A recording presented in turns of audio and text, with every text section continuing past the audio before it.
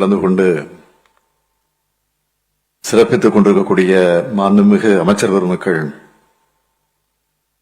மா சுப்பிரமணியன் அவர்களே, சேகர்பாபு அவர்களே, மதிவேந்தன் அவர்களே, இந்த நிகழ்ச்சியினை காணொலி மூலமாக பல்வேறு பகுதிகளில் இருந்து இதை கண்டு கொண்டிருக்கக்கூடிய மாண்புமிகு துணை முதல்வர் உள்ளிட்ட அமைச்சர் பெருமக்களே, காணொலியிலும் நேரிலும் கலந்து கொண்டு சிறப்பித்துக் கொண்டிருக்கக்கூடிய நாடாளுமன்ற சட்டமன்ற உறுப்பினர்களே, மாண்புமிகு மேயர் அவர்களே, சிறப்பு விருந்தினராக இந்த விழாவிலே கலந்து கொண்டு நம்ம எல்லாம் பெருமைப்படுத்தி இருக்கக்கூடிய கபடி விளையாட்டு வீரர் திரு மன்னாத்தி கணேசன் அவர்களே, தலைமைச் செயலாளர் திரு முருகானந்தம் ஐஏஎஸ் அவர்களே, ஆதிதிராவிட ஆணைய துணைத் தலைவர் கவிஞர் இமயம் அவர்களே, திரு ஹகந்தீப் சிங் பேடி ஐஏஎஸ் அவர்களே, திருமதி லட்சுமி பிரியா ஐஏஎஸ் அவர்களே, ஆணையர் திரு ஆனந்த் ஐஏஎஸ் அவர்களே,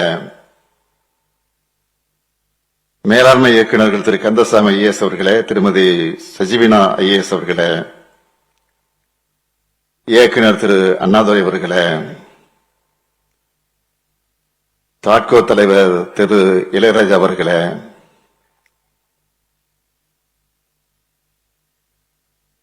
தொடக்கத்திலே அனைவரையும் வரவேற்று மகிழ்ந்திருக்கக்கூடிய மாண்புமிகு அமைச்சர் மதிவேந்தன் அவர்களே, உள்ளாட்சி அமைப்பினுடைய பிரதிநிதிகளே, அரசு அலுவலர்களே, மூத்த பத்திரிகையாளர் திரு ஏ எஸ் பன்னீர்செல்வம் உள்ளிட்ட பத்திரிகை நண்பர்களே, அன்பர்களே, தூய்மை பணியாளர்கள் வாரியத்தினுடைய உறுப்பினர்களே, நலத்திட்ட உதவிகளை பெறுவதற்காக வருகை தந்திருக்கக்கூடிய தாய்மார்களே, சகோதர சகோதரிகளே, உங்கள் அனைவருக்கும் என்னுடைய அன்பான வணக்கம். சிறப்பு விருந்தினராக இந்த விழாவிற்கு வருகை தந்து உரையாற்றி இருக்கக்கூடிய கபடி விளையாட்டிலே அர்ஜுனா விருது பெற்றிருக்கக்கூடிய மன்னாத்தி கணேசன் அவர்கள் இங்கு உரையாற்றி இருக்கிறார். இவரை ஏன் அழைத்தோம் என்றால், ஒரு கடைகோடி கிராமத்திலிருந்து தன்னம்பிக்கை ஒளியா வெற்றியடைந்தவர். அவரை போல் தமிழ்நாடு முழுவதும் இந்த பல்வேறு நலத்திட்டங்கள் பெற்றிருக்கக்கூடிய பயனாளிகள் தன்னுடைய பணிகளில் சிறந்து விளங்கணும். அதனால்தான் சிறந்த எடுத்துக்காட்டாக இருக்கிற அவரை சிறப்பு விருந்தினராக அழைத்திருக்கிறோம். அவர் இந்த மேடையில ஓரிரு கோரிக்கைகளை எடுத்து வைத்தார். நிச்சயமா உறுதியா அது நிறைவேற்றப்படும் என்ற உறுதியை இந்த நேரத்தில் நான் தெரிவித்துக் கொள்ள விரும்புகிறேன். எல்லாருக்கும் எல்லாம் கிடைக்கணும், எல்லாரும் சமமா வாழக்கூடிய சமுதாயத்தை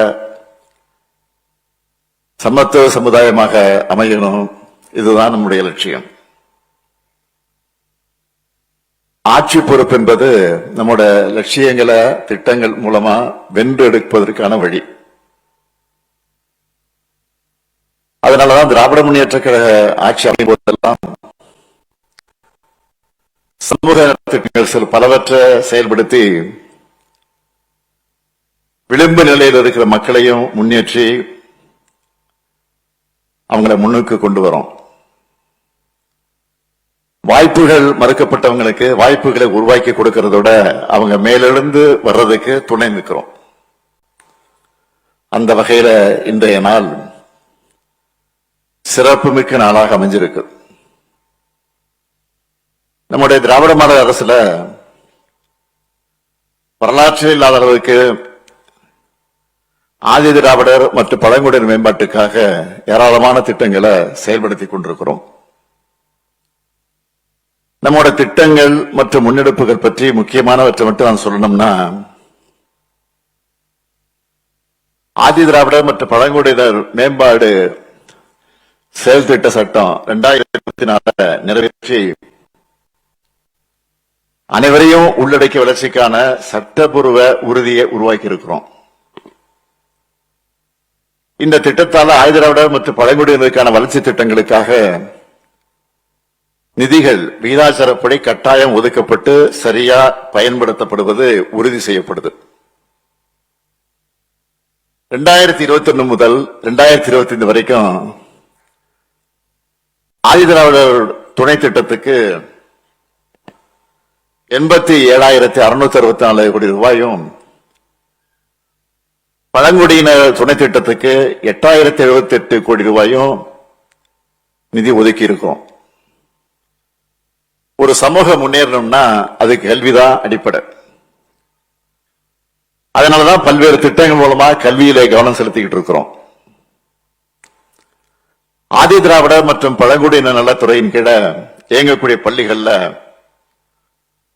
உள்கட்டமைப்பு வசதிகளை மேம்படுத்தி இருக்கிறோம். தேசிய நுழைவுத் தேர்வுகளுக்கு சிறப்பு பயிற்சி வகுப்புகளை நடத்துறோம். இதனால மாணவர்களுடைய தேர்ச்சி விகிதம் அதிகரிக்குது. அது மட்டும் இல்ல, ஐஐடி, என்ஐடி போன்ற கல்வி நிறுவனங்கள்ல 2024-25 கல்வியாண்டுல 16 மாணவர்கள் மட்டுமே சேர்ந்த நிலை மாறி இந்த 2025-26 கல்வியாண்டுல 135 மாணவர்கள் முன்னணி கல்வி நிறுவனங்கள்ல படிச்சுக்கிட்டு இருக்கிறாங்க. நம்ம எந்த அளவுக்கு மாணவர்கள் மேல அக்கறை எடுத்துக்கிட்டு மேம்படுத்துறோம் என்பதற்கு MC ராஜா சமூக நிதி விடுதிய அதுக்கு சாட்சி. அந்த காலத்துல அந்த ஹாஸ்டல் எப்படி எந்த நிலையில இருந்துச்சுன்னு உங்களுக்கு தெரியும். அதையெல்லாம் 44 கோடி 50 லட்சம் ரூபாய் செலவுல மாத்தி மாணவர்களுக்கான நவீன வசதிகளோடு அதை உருவாக்கி இருக்கிறோம். இதே மாதிரி சென்னை, கோவை உள்ளிட்ட 6 மாவட்டங்கள்ல ஜிம் உள்ளிட்ட எல்லா வசதிகளோடு கூடிய 6 மாதிரி விடுதிகளை 80 கோடி ரூபாய் செலவுல அமைச்சுக்கிட்டு இருக்கிறோம். விடுதிகளை தங்கி படிக்கக்கூடிய மாணவர்களுக்கு ஏற்ற சூழ்நிலையை உருவாக்க 36 கோடி 33 லட்சம் ரூபாய் மதிப்பீட்டுல 77 கற்றல் மற்றும் கற்பித்தல் அறைகளை கட்டியிருக்கிறோம். விடுதிகளை முறையாக பராமரிக்கவும் மாணவர்களை பாதுகாக்கவும் 1383 விடுதிகளை நிறுவியிருக்கிறோம். அடுத்து நம்ம அரசு சிறப்பா செயல்படுத்திக் கொண்டிருக்கக்கூடிய திட்டங்களை முத்தாய்ப்பான திட்டமா நான் நினைக்கிறது அண்ணல் அம்பேத்கர் அயல்நாட்டு கல்வி உதவித்தொகை திட்டம். உலக அளவில் இருக்கிற டாப் யூனிவர்சிட்டியில நம்ம பசங்க படிக்க அவங்களுடைய குடும்ப வருமான வரம்பை 12 லட்சம்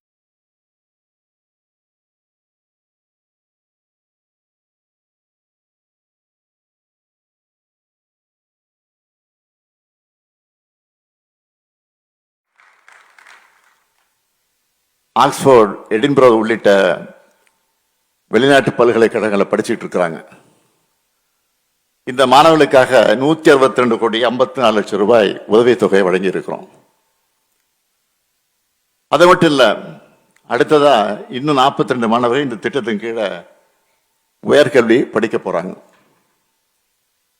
கல்லூரி நிகழ்ச்சிகள்லையும் மாணவர்கள் கலந்துக்கிற நிகழ்ச்சிகளையும் நான் தவறாம வைக்கிற வேண்டுகோள் என்னன்னா, மாணவர்கள் பட்டப்படிப்போடு நிறுத்திடக்கூடாது. ஆராய்ச்சி படிப்புகளையும் படிக்கணும்னு சொல்லிட்டு இருக்கேன். அப்படி முழு நேர முனைவர் பட்ட ஆராய்ச்சியை ஊக்குவிக்க ஆராய்ச்சி ஊக்கத்தொகை திட்டத்துக்கான குடும்ப வருமான வரம்பை 8 லட்சம் ரூபாயாக உயர்த்தி மாணவர்களுடைய எண்ணிக்கையும் 2000 உயர்த்தி 1,00,000 ரூபாய் வழங்குகிறோம். இப்படி கடந்த 4 ஆண்டுகள்ல 9,659 மாணவர்களுக்கு 90,27,00,000 ரூபாய் வழங்கியிருக்கிறோம். அடுத்து முக்கியமான திட்டம் தொல்குடி புத்தாய்வு திட்டம். பழங்குடியின தொடர்பான பாடங்கள்ல ஆராய்ச்சி மேற்கொள்ளும் மாணவர்களை ஊக்குவிக்க நாட்டிலே முதல் முறையா உருவாக்கப்பட்ட திட்டம் தான் இது. இந்த திட்டத்தில் தமிழ்நாட்டு பழங்குடியினர் தொடர்பாக ஆய்வு மேற்கொள்ளக்கூடிய இளங்கலை மற்றும் முதுகலை மாணவர்களுக்கு மாதந்தோறும் 10,000 ரூபாய்னு 6 மாதங்களுக்கும், முனைவர் மற்றும் முனைவர் பட்ட மேலாய்வு அறிஞர்களுக்கு மாதந்தோறும் 25,000 ரூபாய்னு 3 ஆண்டுகளுக்கு உதவித்தொகை வழங்குகிறோம். இந்த திட்டத்தில் 2024-25 ஆண்டில் 70 மாணவர்களுக்கு 1,50,00,000 ரூபாய் கல்வி உதவித்தொகை வழங்கி இருக்கிறோம். 2025-26 ஆண்டில் காண்டுக்கான 2,82,00,000 ரூபாய் ஒதுக்கீடு செஞ்சிருக்கிறோம். அடுத்து சட்டப்படிப்பு என்பது நமக்கு எவ்வளவு முக்கியமானது என்பதை நான் சொல்லித்தான் உங்களுக்கு தெரிய வேண்டிய அவசியம் இல்லை. அப்படிப்பட்ட சட்டப்படிப்பை இறுதி ஆண்டு படிக்கக்கூடிய மாணவர்களுக்காக சட்டக்கல்லூரி மாணவர்களுக்கான பயிற்சி உதவித்தொகை திட்டத்தை உருவாக்கி இருக்கிறோம். இந்த திட்டத்தில் 10,000 ரூபாயை மாணவர்களுக்கு உதவித்தொகையாக வழங்குகிறோம். கடந்த 2 நிதியாண்டுகளில் 1,593 மாணவர்களுக்கு 1,67,00,000 ரூபாயை உதவித்தொகையாக வழங்கியிருக்கிறோம். இந்த நிதியாண்டில் மட்டும் இந்த பயிற்சிக்காக 93 லட்சம் ரூபாயை ஒதுக்கி இருக்கிறோம். கூடுதலாக மாண்புமிகு சென்னை உயர்நீதிமன்றத்தின் நீதிபதிகள் மற்றும் உயர்நீதிமன்றத்தின் மதுரை கிளை அந்த நீதிபதிகிட்டெல்லாம் பயிற்சி பெறக்கூடிய மாணவர்களுக்கு 10,000 ரூபாயை சிறப்பு பயிற்சி உதவித்தொகையாக வழங்குகிறோம். அடுத்து பழங்குடியின செவிலியர் மாணவர்களுக்கான உதவி திட்டம் மூலமா 184 பழங்குடியின பெண் மாணவிகளின் செவிலியர் பட்டய படிப்புக்கு ஆண்டுக்கு 70,000 ரூபாய்னு 3 ஆண்டுகளுக்கு வழங்குகிறோம். இப்படியே நான் எல்லா திட்டங்களையும் விரிவாக சொல்லிட்டு இருந்தா நேரம் போயிட்டே இருக்கும். 4 மணி நேரம் 5 மணி நேரம் ஆகும். எனவே முக்கியமான சில திட்டங்களை அதுவும் தலைப்புச் செய்திகளாக சொல்லணும்னா, ஆதி திராவிடர் மற்றும் பழங்குடி இளைஞர்களுக்கான திறன் பயிற்சி வழங்கவும், வேலைவாய்ப்பை உறுதி செய்யவும் தொல்குடி தொடுவானம் திட்டம் 8,440 பேருக்கு 164 கோடியே 51 லட்சம் ரூபாய் மானியமாக வழங்கியிருக்க முதலமைச்சரின் ஆதிதிராவிடர் மற்றும் பழங்குடியின சமூக பொருளாதார மேம்பாட்டுக்கான தொழில் முனைவு திட்டம், ஆதிதிராவிடர் மற்றும் பழங்குடியின மக்களை அதுலேயும் குறிப்பா பெண்களுக்கு முன்னுரிமை அளித்து விவசாய தொழிலாளர்களை நில உரிமையாளர்களாக மாத்திர நன்னிலம் மகளிர் நில உரிமை திட்டம்.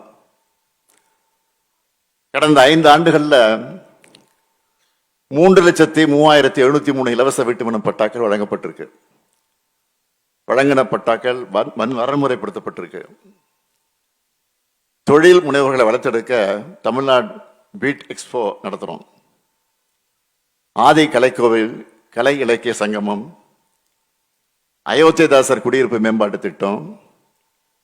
இந்த திட்டத்தில் 4 ஆண்டுகள்ல 1,000 கோடி ரூபாய் ஒதுக்கீடு செஞ்சு இதுவரை 910 கோடி ரூபாய் செலவிட்டு 8,535 பணிகள் மேற்கொள்ளப்பட்டிருக்கு.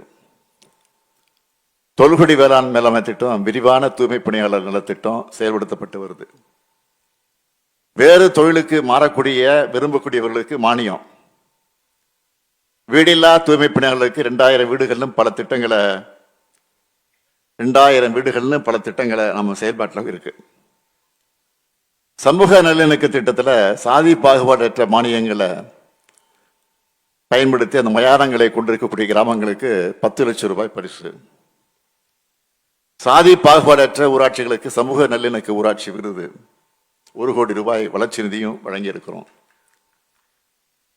இவ்வளவு நேரம் நான் பட்டியலிட்டு சொன்னதெல்லாம் எல்முனை அளவு தான். இத்தனை திட்டங்களையும் உன்னிப்பாக கவனிச்சு இதோட பயன் தேவையானவர்களுக்கு போய் சேரணும்னு கடுமையாக உழைக்கிறோம். இவற்றோட அடுத்த கட்டம் தான் இன்றைய நிகழ்ச்சி அமைஞ்சிருக்கு. ஆண்டாண்டு காலமாக சமூகம் உருவாக்கி இருக்கக்கூடிய அத்தனை தடைகளையும் உடைச்சி நாம் முன்னேறி வரணும். நம்ம அடுத்து எடுத்து வைக்கக்கூடிய ஒவ்வொரு அடியும் நம்முடைய முன்னேற்றத்துக்கான பயணத்தில் இருக்கக்கூடிய மைல்கல்களாக அமைந்திருக்கு. அதை கடக்கணும். அதுதான் புரட்சியாளர் அண்ணல் அம்பேத்கர் நினைவு நாளில் நாம் எடுத்துக்கொள்ளக்கூடிய உறுதிமொழியா இருக்கணும்.